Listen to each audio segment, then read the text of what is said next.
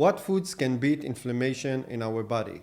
Unlike what many people think, inflammation isn't necessarily a bad thing. It's actually a natural and essential response from our immune system.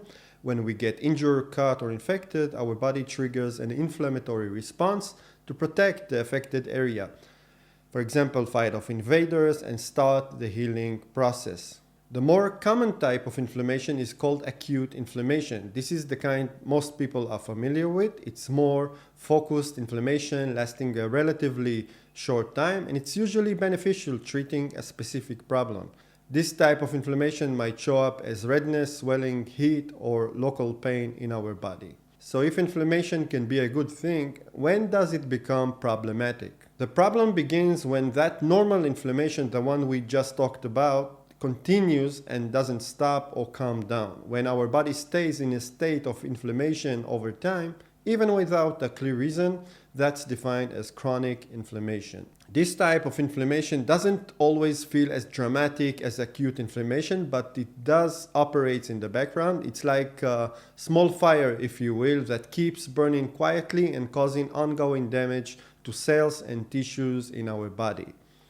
Okay, so maybe that doesn't sound too terrible yet, right? So what's the real problem? What's so dangerous about chronic inflammation?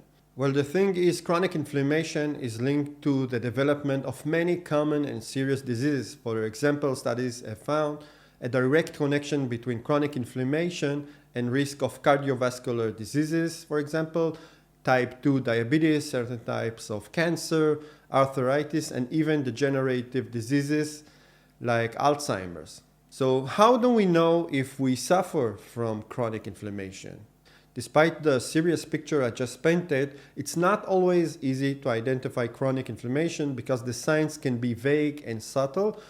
But here are some things that might appear over time that are worth paying attention to. For example, joint or muscle pain for no apparent reason, persistent unexplained fatigue that also seem to come out of nowhere, recurring digestive problems like bloating, gas, or discomfort, skin issues such as acne, eczema, or rashes, difficulty losing weight despite your best effort. It can also affect our brain, causing brain fog or difficulty concentrating.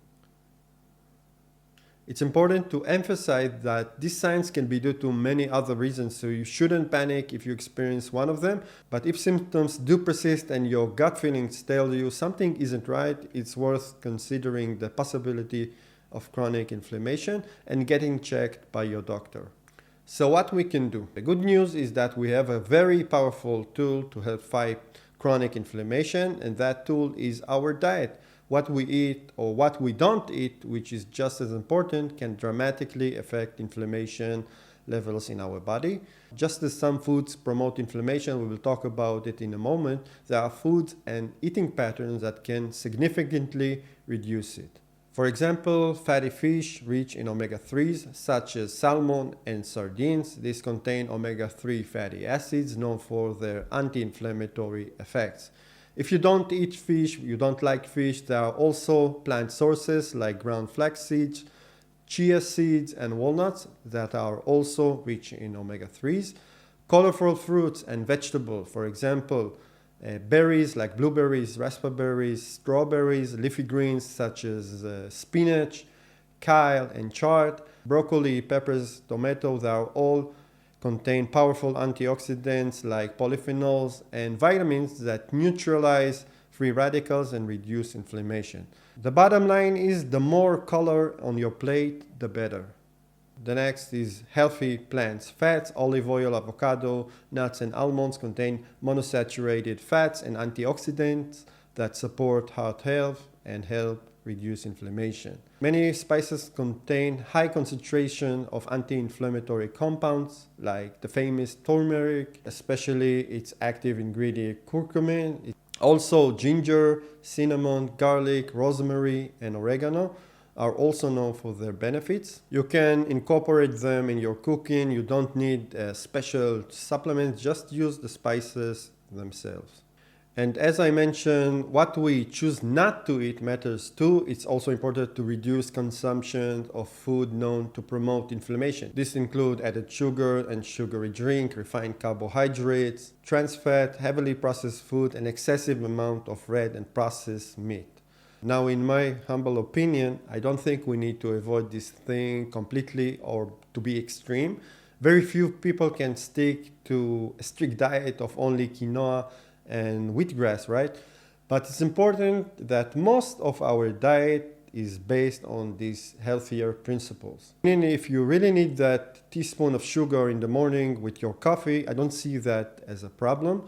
But the issue begins on larger quantities that consume regularly. It's also important to note that while nutrition is a central and powerful tool against chronic inflammation, it's not the only factor. For example, mental stress can also have a significant impact on our bodies. Getting good sleep and regular exercise are also crucial pieces of this puzzle and affect inflammation levels. So in conclusion, chronic inflammation is a silent but potentially dangerous condition linked to many diseases. The great news is that there is something we can do about it. A healthy diet based on whole natural foods, rich in antioxidants, omega-3 fatty acids, and healthy fats can be a very effective way to fight inflammation. Thank you for watching.